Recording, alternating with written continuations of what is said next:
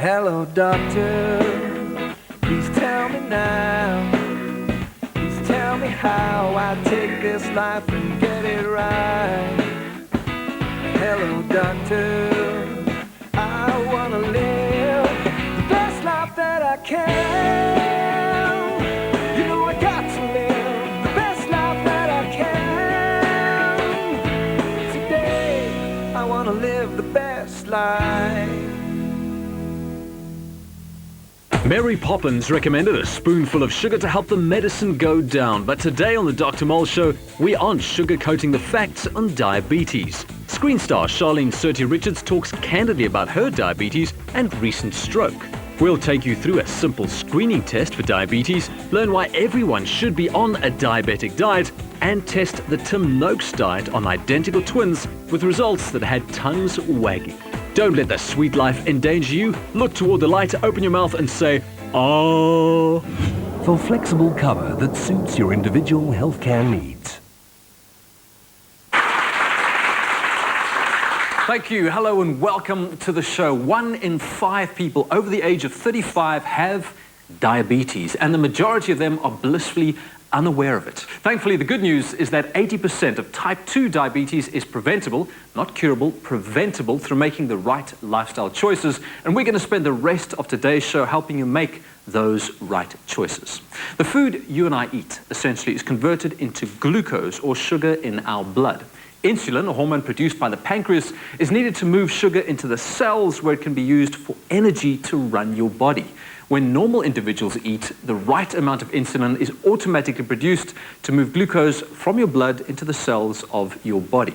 In individuals with diabetes, however, the pancreas either produces no insulin, we call that type 1 diabetes, or the body does not respond to the effects of insulin, that is type 2 diabetes, which is by far the most common. Like so many medical conditions, though, there's simply no way to know whether you have diabetes just by looking at yourself in the mirror.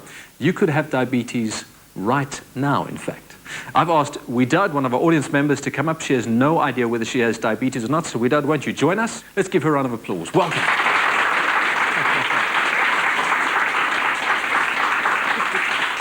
So, Widad, for centuries, diabetes testing mostly consisted of a physician dipping his finger into a urine sample, okay, and just sort of testing to see.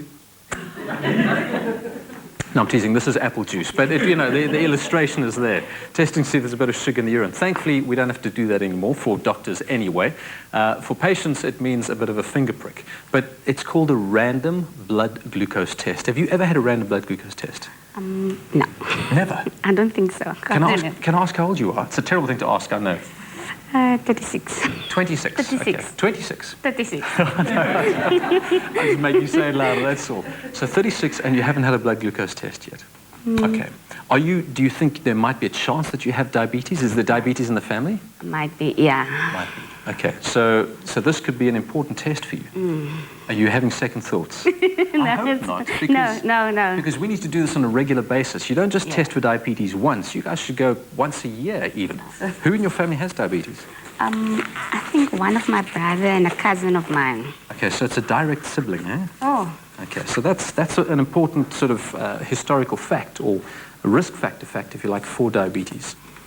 All right, I can feel the nerves. Can I have this finger there? We're going to just sort of clip it on the outside of the, or in fact, that side of the finger. We're cleaning it so that we don't introduce any infection. Okay. And what we want in terms of a test is to get something that is below 5.5. Ouch. Wasn't that bad? You can't say ouch. I'm trying to encourage everyone to have a test. All right, there we go. There's a little bit of blood, not much. We'll basically just attach that like that. There you go. All right. So that's going to tell us what your result is in a few moments. Give that a good squeeze. All right, while we wait for this test. So who's in danger of getting type 2 diabetes? The older you are, the bigger your risk, especially from 45 onwards. So that's not you, Widad, which is great. You did say 36, but I feel 16. 16 is great, okay. If a parent or sibling has diabetes, your risk goes up, so there your risk goes up there. The less active you are, the greater your chances of developing diabetes. Being overweight is a big risk factor. In fact, fat cells actually produce hormones which decrease insulin sensitivity. And although all ethnic groups are affected, the most at risk are our black community because of rapid lifestyle changes, people of Indian descent, also thanks to their genes. We have this test for you. Ideally, when you go for your test, and it's this quick really, whatever the result of the finger prick test, remember that a diabetes diagnosis must be confirmed by more than just one abnormal blood sugar result. As a rule of thumb, you want this little score here to be below 5.5, okay? If it's below 5.5, you're okay. If it's above 5.5, you need to go for a follow-up test. Would you like to see what your result is? Oh. Wow, my word, this is not... I have great news for you. Okay. All right? 5.3 Okay. is what you've got, all right? So you are below the 5.5 mark, which is great, Widad. What it means is that you need to go back in another year's time and repeat that blood sugar test and just watch that.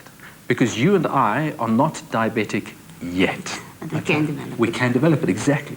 So isn't that good news? That's very Can you good kind of- news. Annie.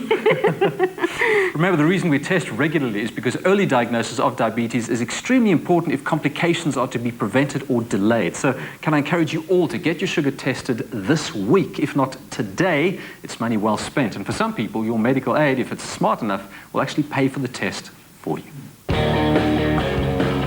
Over and above your blood glucose, it's worth screening for blood pressure, cholesterol and BMI regularly. And there's good reason for that. But if you don't know what your health status is, you don't know how well or how sick you are. And a good old doctor friend of mine once told me that just because you're not sick doesn't make you healthy. So you've got to do something about it. And if you don't know what's wrong with you, you can't do anything about it. So it's important that one knows one's health status so you can actually start to do something and improve, whether it's your cholesterol, your BMI, your blood pressure, your glucose levels, that you can actually take the right steps to improve one's health status. I think it's very, very important for people of the general public to have a good understanding of what their wellness is like. It's not just physically, but also financially. So you need to understand, well, how well am I? Because that's going to have an impact on your healthcare and your healthcare status. And later on in life, there's one thing you'll never be able to buy back, and that's your health status. So you've got to take the points now to improve it and to make sure that it's good for when you really need it later on in life. The financial wellness aspect is as important.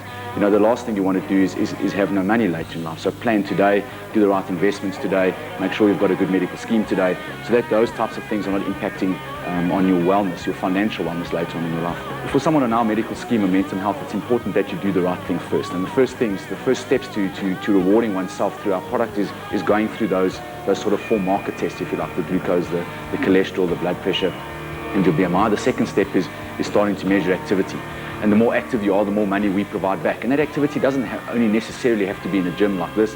It can be through playing golf. It can be through walking your dog. It can be doing all of those components which we just do naturally in every walk of life. The more active you are, the more money you earn back. Save up to 35% on your contribution with Momentum Health. After the break, what it's like to live with diabetes and cardiovascular disease. Follow the Dr. Mole Show on Twitter for daily health and wellness insights. I want to live the best life.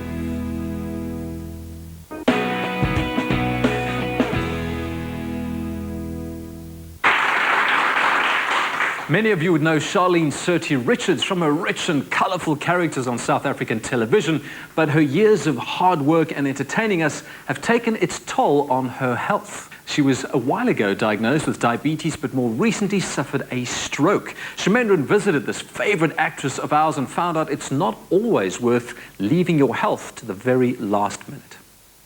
Save up to 50% on your medicine bills. Ask your doctor or pharmacist if Pharmacodynamics has a generic medicine that's suitable for you. 12 years ago, screen star Charlene Surtee Richards was diagnosed with type 2 diabetes. After neglecting her health for too long, Charlene suffered a stroke as a complication of that disease. Charlene, you've had a bit of a rough year when it comes to your health. Tell us a bit about that.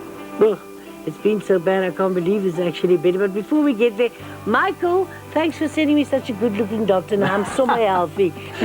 Anyway, no, listen, it's been a bad year. I had a stroke in April this year. Yeah. And now as I'm sitting here, I would like to tell you that I'm actually 100%. I'm fine. I'm much better. My sugar is under control for the first time in a very long time. The only thing, and I'm so tired of talking about this, is smoking. I still need to work on that one. And your mom reached a very good age as well, so you definitely have very good genes.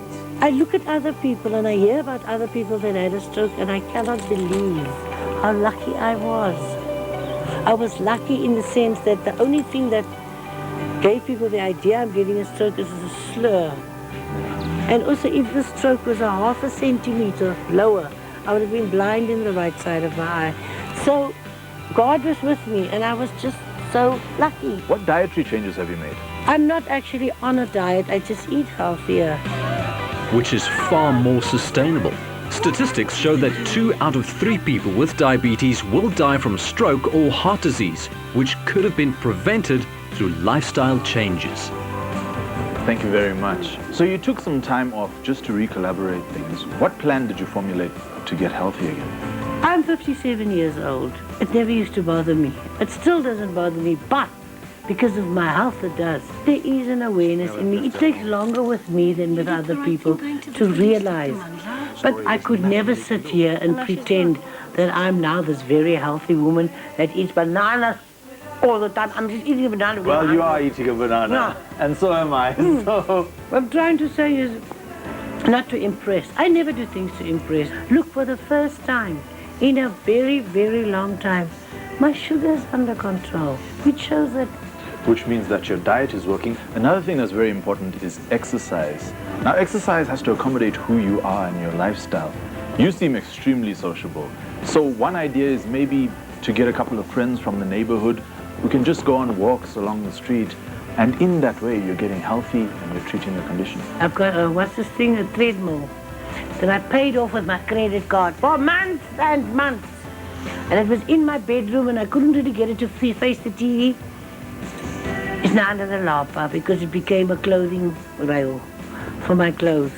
And I decided to sell it because I'm doing theatre work again. And we have a big lack of energy. I just said to Ananias, just put it up under the lapa. And I'm now starting again with a treadmill. That's very good. And you know what? I have to admit that you are on the right track.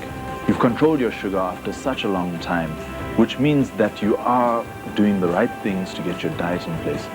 What I would like to see is more exercise. And it's small things, things that are sustainable and things that will suit you. Thank you very, very much. I really appreciate that. And it's nice to see somebody who's actually recognizing the fact that I'm doing something. Yay! You are doing well. You are doing very, very well. I'm feeling good about it. You're doing very well. Thank you. It was so nice to have you. Thank you very much for having me, and thank you for sharing your stories with the viewers and showing us that there is a way forward. Okay. Bye-bye. Thank you very much. Have a nice trip back and give my love to Michael. I will Okay, do. bye-bye. I will do. Bye-bye. Love to you too, Charlene, taking charge of her life and her health. Charlene is both a star and a survivor. Save up to 50% on your medicine bills. Ask your doctor or pharmacist if Pharmacodynamics has a generic medicine that's suitable for you. Your heart needs to be strong to keep up. Flora for a strong heart today. Charlene's stroke was completely unexpected, but it should have really come as no surprise because people with diabetes are 4 times more likely to develop cardiovascular disease than people without the illness, making it the most common complication of diabetes. Probably most sobering of all is that people with type 2 diabetes with no history of heart attacks have as great a risk of having a heart attack in future as people who've already experienced a heart attack. It's a frightening thought, isn't it? John, great to have you in studio. Yeah. Lovely to have you with us. John was diagnosed with diabetes 25 years ago and has also been living with high blood pressure for the last 3 decades. He's been on medication for both conditions for a number of years, but has learned that a healthy lifestyle is essential. He's currently the director of the Medic Alert Foundation and was previously national chairman of Diabetes South Africa. John, you learned that you were a diabetic in your early 30s. What led to that diagnosis? It was purely by chance. I'd taken an insurance policy and they could query why I'd sort of gained weight and lost weight, and suddenly I was doing a glucose tolerance test, and I don't think it was too much of a shock, having come from a father that had diabetes and my grandmother obviously also had diabetes. I knew a little bit about it, having a bit of a paramedic background, and sort of suspected ultimately I would end up with it. But it was a bit of a... John, hang on a second. So you've got a paramedic background, which means you're knowledgeable. Your father had diabetes. Yes. And you'd never actually done a glucose test before? Not really, because it wasn't really a priority in my life. At 25, 26, you worry more about living and doing your thing. Certainly health at that issue at that stage was not a major issue in my life. You're young, you don't think about these things. And I felt fine. I was literally doing all right. And it wasn't, to me, a major, something that I was thought of going to happen. Well, I mean, you make a good point. With a lot of diabetics, there are no symptoms. You might get sort of very thirsty and eat a lot and go to the loo a lot, but generally those symptoms don't have to be there to be diabetic. No, and so none of those sort of classic signs and symptoms were there at that stage. And tell me about lifestyle changes. I mean, now you have this diagnosis. You are a diabetic, a type 2 diabetic. Okay. At that stage, I was referred to a dietitian who looked at my lifestyle, looked at what I was doing, working, and sort of gave me a sort of meal plan. And yes, I was on it for a couple of years, and then things just didn't work out. I still was trying to be a good diabetic, and then it was then going on to the oral medications, which some of them really disagreed with me. And ultimately, going into hospital for an operation, the anaesthetist put me on insulin. And while I was in hospital, I felt so wonderful. I came out and continued using the insulin, and then went to see my doctor and said, can I go on to insulin permanently? All right, so let's talk about your insulin dosages. How often do you inject yourself? At present, I'm on long-acting insulin, which I take 60 units at night before going to bed. And obviously, before meals, at the moment, I'm on about 14 to 16 units of a rapid insulin but that obviously fluctuates depending on what I'm eating. And just to our audience at home, when John talks about units, that's an injection every time, before each meal and before he goes to bed. There's your pen. Yeah. This is basically what travels with me all the time. Very small needle, very almost minute. You don't feel it. So John, talk about some of the complications that you live with because of your diabetes. I mean, yes, obviously diabetes, as I say, is the silent killer. It affects the minor blood vessels, as you know, and the minor blood vessels are in your nerve endings, down in the feet, in your eyes, your kidneys, and those are traditionally the sort of the areas that affects. Obviously, in the eyes, it can cause blindness and bleeding into the eyes if the little blood vessels burst. Down in the feet, traditionally, what happens is that you get loss of sensation, so you might cut yourself. You don't realize you've got a wound. The wound becomes septic. Next minute, gangrene sets in, and you start having amputations. What was your aha moment when you realized, hang on a second, I've really got to control my eating, control my lifestyle, and control this disease, otherwise I am going to end up with an amputation or blind, etc.? I think a lot of it became about, with me being diagnosed as a diabetic, I've always been sort of service-orientated person. Diabetes South Africa had a little thing in the newspaper saying they were looking for people to get involved. I went down and offered my services, and well, as the years progressed, I ended up being the national chairman. The devastation, if you want to call it, that diabetes has caused in the rest of the world, it has become so bad that the United Nations declared diabetes a world pandemic. We've got to educate the public out there. We know of about 4 million people in South Africa that are diagnosed with diabetes, and they reckon there's about another 4 million that are undiagnosed. And particularly the rural areas where people don't get to clinics and hospitals, they are just as much at risk as the person sitting in the city. So John, answer this question for me, because I fully agree with you. Education is key when it comes to diabetes. But I think our audience knows that, and audience, you know that you need to go for those blood sugars. But why don't we? We've got a bad lifestyle, let's face it. I mean, people have changed their lifestyle. We tend to eat more fast foods, unrefined foods. It's almost a natural progression. Children have been picking up now, your breakfast cereals are laden with hidden sugars. And people say, well, it doesn't say, it says no added sugar. And I remember somebody coming in and saying, we were doing a random blood test in a shopping centre, and she said, I drink very healthily. I drink at least a litre of XYZ fruit juice coming out of a carton per day. And I said to her, do you realise how much sugar's in that? She said, no, it says there's no added sugar. So I said, but, you know, if you take a glass of apple juice, it's equivalent to eating 7 apples. Would you eat 7 apples in one go? And she said, no. So I said, well, how many glasses of fruit juice do you have? She said, well, I've had about 3 before lunch. I said, you've just eaten the equivalent of 21 apples. There's no such thing as a diabetic diet. It's a healthy diet. And just because one person in the family is diabetic doesn't mean to say that person must get specialized food and specialized treatment. In fact, if the whole family ate the same as the diabetic would be eating, they would all be healthy and eating right. Couldn't agree with you more. Brilliant. Let's give him a round of applause. Thanks, John.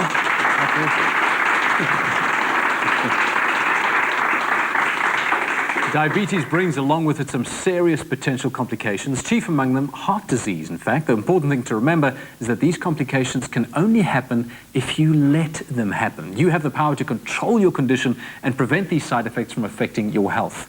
And you can do it by simply getting good blood sugar control, managing coexisting conditions like high blood pressure, cholesterol and obesity, and screen yourself regularly. If you're not looking out for complications, then you may only detect them when it's too late for treatment. Your heart needs to be strong to keep up. Flora, for a strong heart today. Coming up, delicious food for diabetics and a low GI bread. Join the Dr. Mole Show community by liking our Facebook page. I want to live the best life.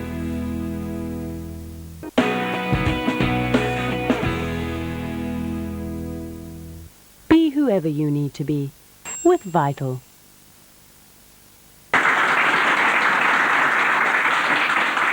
All that applause is for Andrea. Huh? What do you think? Well, thank you. Wonderful.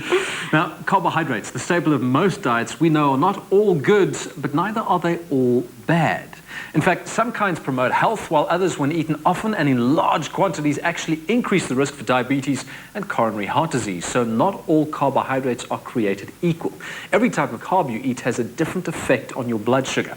Since the crux of diabetes lies in the way your body deals with the sugar in your blood, it's logical that using the right kind of carbs could assist you in managing your diabetes. But it's not just good for diabetics, it's good for everyone. Not so, Andrea?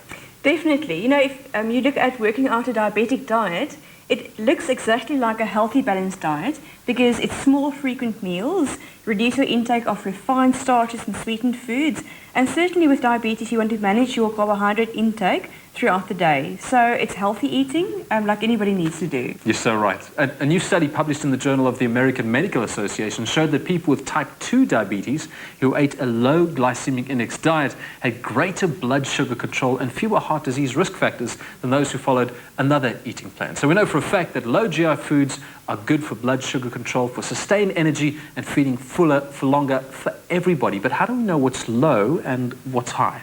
It's difficult to guess, so it's important for diabetics to see a dietitian and get a proper list of the high GI, intermediate GI and low GI foods. Breakfast. I hope everybody has a good breakfast every single day, the most important meal of the day. In fact, how many of our audience have breakfast every day? Audience? Okay, I was so hoping that everybody would put their hands up. Shame on the rest of you.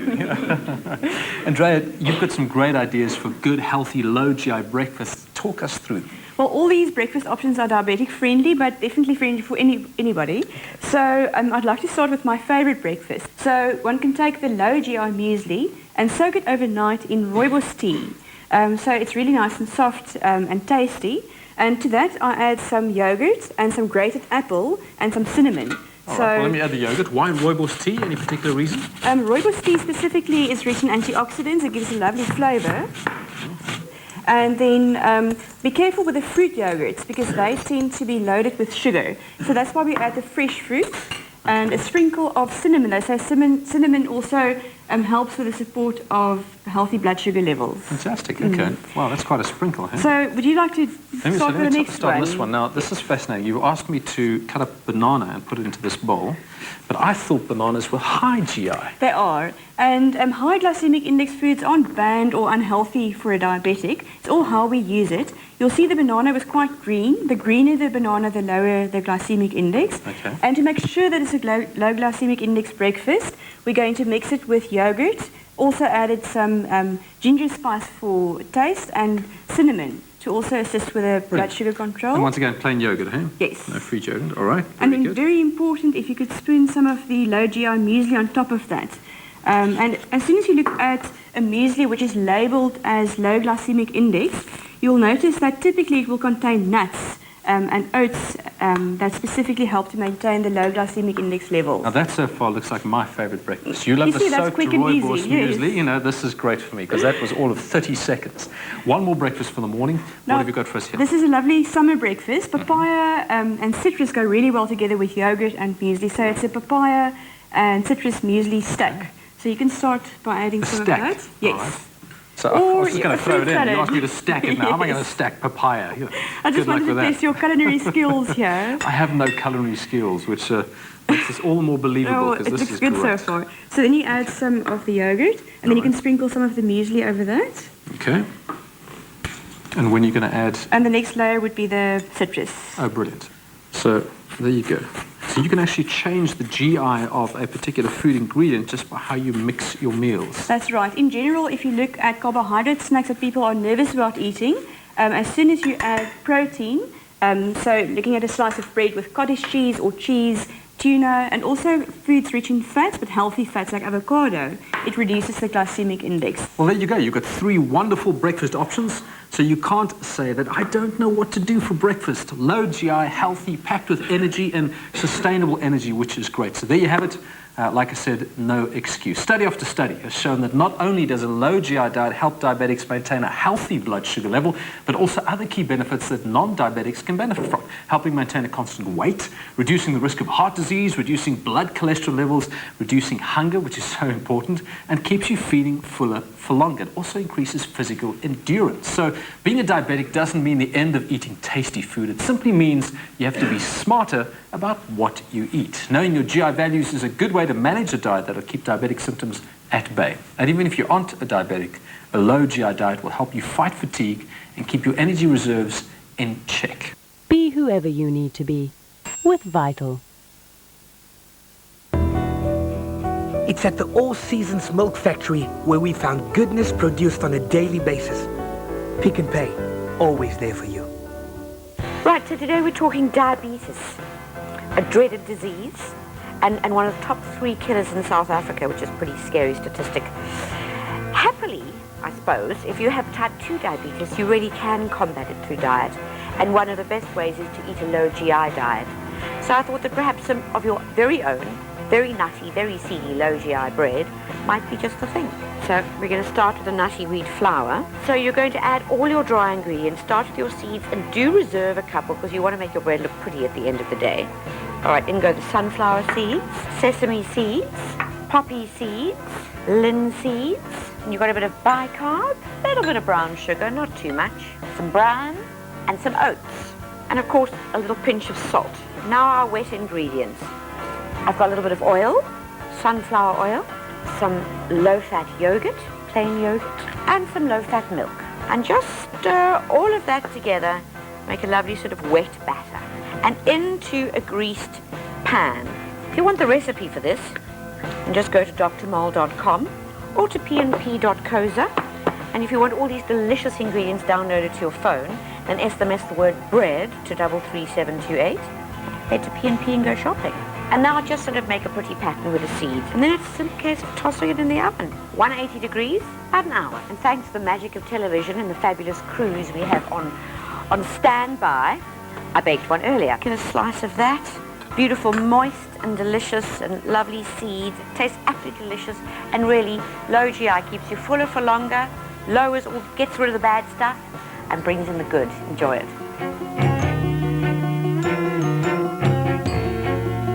Many South Africans have diabetes, but a large number still remains undiagnosed.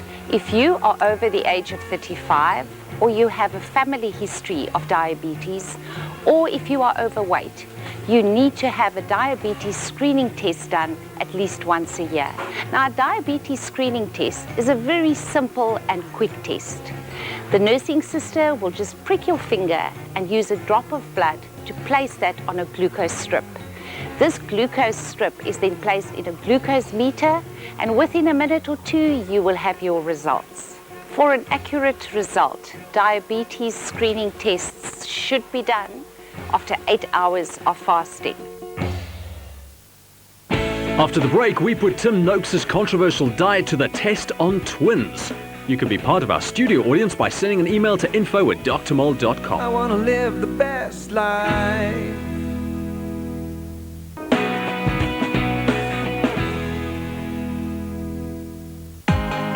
Recently, sports scientist Professor Tim Noakes and twin sisters Jax and Jean got the media, nutritionists and healthcare professionals abuzz with an informal study of two vastly different diets. It's important from the outset to make the point this is not a hard scientific experiment that I as a scientist am running.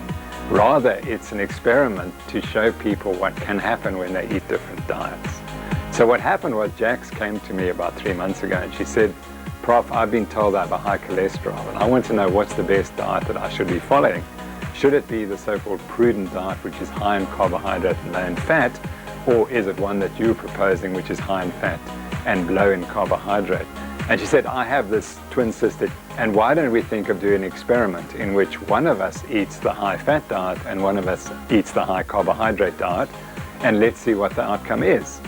So one of the key points about these differentiating diets is that they emphasize different measurements. So it is my opinion that what really kills you is glucose, abnormal glucose metabolism. In other words, becoming diabetic, and then that damages the arteries. That conflicts with the traditional idea that it's fat in the diet that causes your blood cholesterol to go up and that the cholesterol then causes disease. Yes, indeed, there's been a big backlash against these ideas, but that always happens when something new comes around. But the reality is this is the diet that we ate for 3.5 million years. And then it was suddenly changed in 1977 and we were told that we must eat more carbohydrate and remove fat from the diet. And so the question then is, which is the better diet? Is it the traditional diet that we ate for 3.5 million years, or is it this fad diet that we've just been on for the last 40 years? Jax and Jean might both be lean and healthy, but they have genetically high familial cholesterol, which, aside from being a concern, makes them ideal candidates for the experiment. Jean and I are extremely similar. I think we'd be classified in the same personality brackets, but within those we're very different. So we're both extroverts.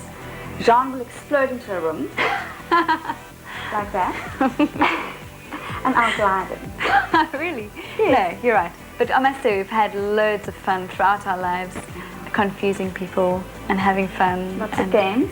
And we're similar enough to be best friends, but different enough not to be too competitive with them. Yeah. It's been an ideal relationship. It's been great being known as the Noakes twins. Yeah. Yeah, I've got a lot of media coverage and we've been able to have fun on radio shows and magazine articles. But it's been a roller coaster, but an amazing roller coaster. And what's really great fun is it's given Jax and I a lot of time together. Oh, yeah. It's been a blast. Yeah, it really has been good fun.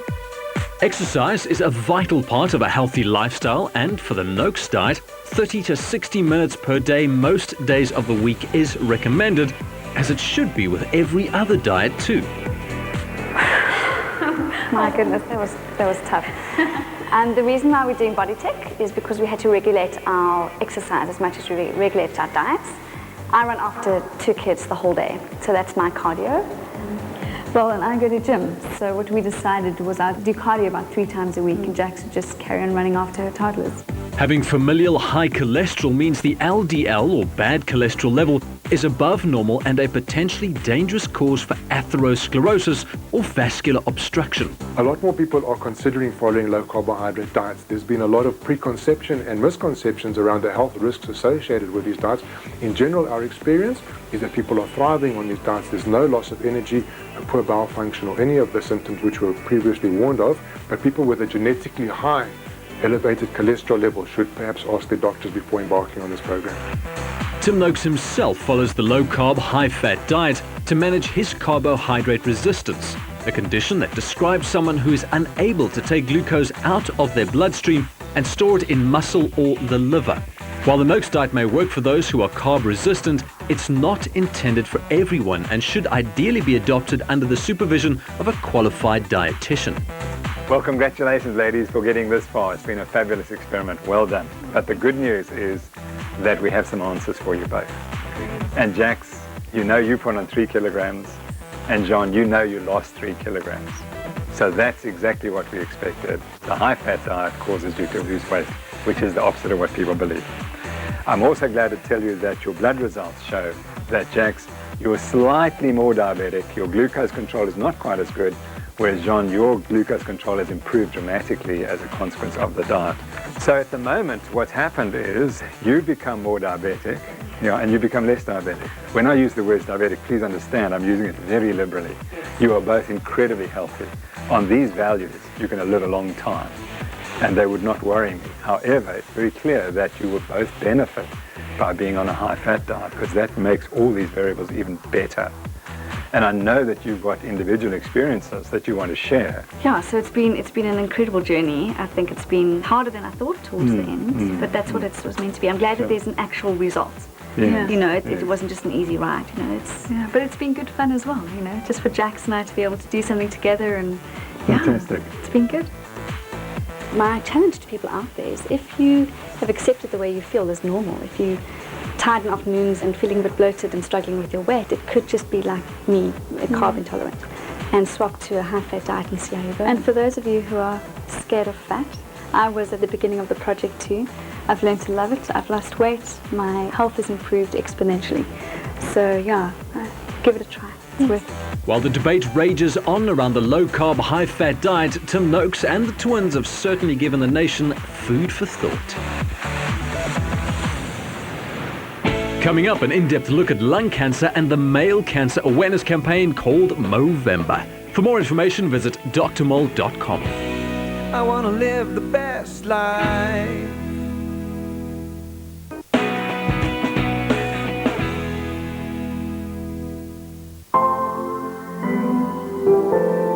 We innovate healthcare.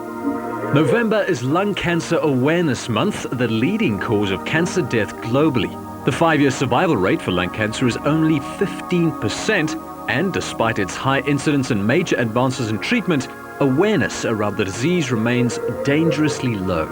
I'm a fit and active person and really led a healthy life. I never smoked in my whole life. Actually, I'm not a non-smoker, I'm an active anti-smoker. And while practicing for the Berg River Canoe Marathon, I developed a chronic cough that I treated myself. I had x-rays taken of my chest, and on the x-rays it showed that I had a lesion in my right lung that was most probably lung cancer. That was absolutely a total shock to me. Most lung cancer patients are diagnosed when the disease is at an advanced stage and metastasized or spread elsewhere in the body.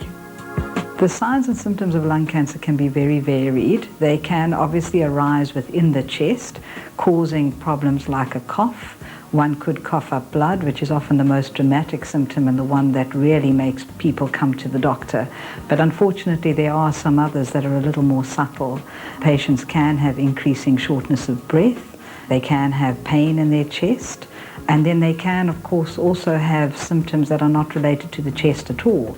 For example, they can have a sore hip, and also a very common symptom is loss of weight. As you can see on this model, lung cancer can occur in any part of the lung. It can be peripheral, or it can also be central. When it's central, it can involve the airways. When it involves the airways, this is when it causes a cough, and it also unfortunately can cause a little bit of bleeding into the airway, which then makes people cough up blood. There are a number of different types of lung cancer. They are commonly grouped into two main groups, the non-small cell lung cancer and the small cell lung cancers. Up until a few years ago, these were all treated exactly the same. There have been some exciting advances more recently, and we are now treating different types of lung cancers differently. For example, we've had the introduction of biological agents, and they are used in non-smokers and smokers, but they really have very exciting results predominantly in non-smokers. It was terrible of these x-rays and told me that, it's lung cancer. Because he's actually the healthy one in the family, the fit one, and doing everything right. So it was wonderful when they told us about this biological treatments, because the difference is, he can eat, his appetite is fine, and he's not that tired all the time, and it's like being normal. Some types of biological treatment help the body's own immune system, while others stop the growth and spreading of cancer cells directly. In the right patient, targeted therapy is better than chemotherapy, but also in the right patient, chemotherapy is better than targeted. So it's very important that we are now introducing what we call individualized or personalized treatment. And we're trying to understand a little more about the genetics of the cancer so that we can actually earmark the correct treatment for the right patient. I think even if you've got lung cancer and you've got a metastasis, you still have a chance in life to get better or to have a good quality of life with the current treatment that is available. Now that there's hope for him, it's wonderful, and you look to life quite differently. He was so busy, always working, coming back at night so late. And now we spend time together and we're doing things that we always wanted to do. And that's what's so wonderful about this new treatment, is that he can still enjoy life with us now. With increased awareness and promising new treatments, lung cancer patients can afford to have a more optimistic outlook on life.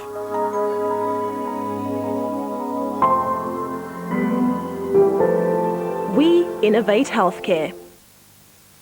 Getting the right screening test at the right time is the best thing anyone can do for their health, because screening tests find disease early before symptoms occur, when they're able to be treated more effectively, and your survival rate goes way up. Since its humble beginnings in Melbourne, Australia, Movember has grown to become a truly global movement, encouraging all men to screen for the most common male cancers. Prostate cancer being the second most common cancer in men after skin cancer, and testicular cancer the most common cancer in men between 15 and 40. It's not a smiling matter, I think this particularly is, but whether it's doing a PSA blood test or a self-examination for unusual lumps on your testicles, the idea is to catch cancer early before it catches you.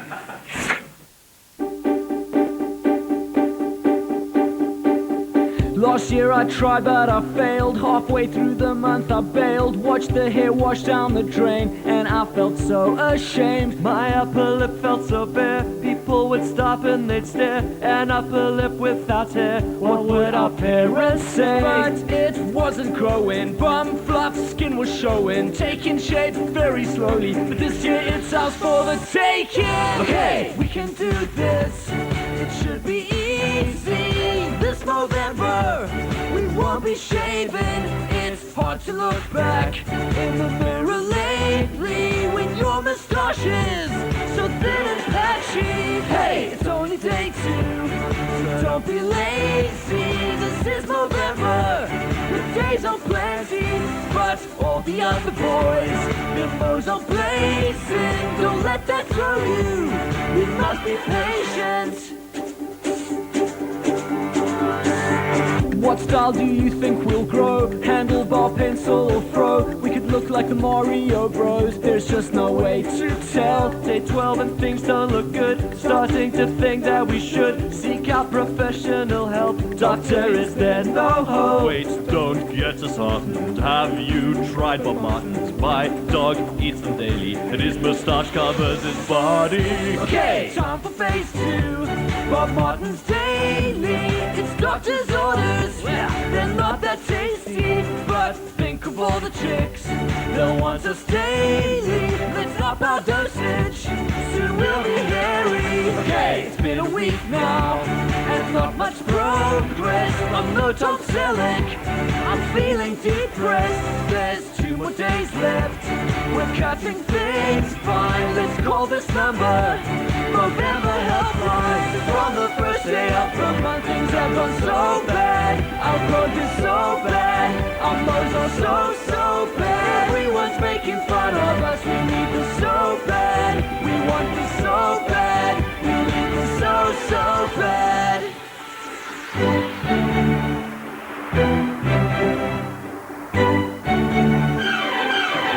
Hey, what's that feeling? My lip is tingling, please someone pinch me. I must be dreaming, and can't you believe it?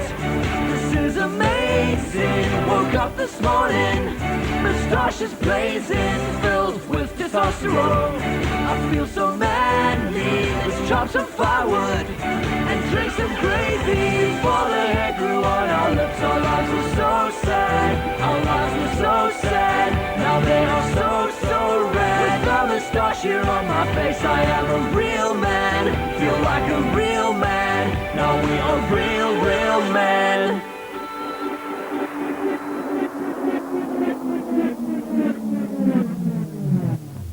Hello, doctor. Please tell me now. Please tell me how I take this life and get it right. Hello, doctor.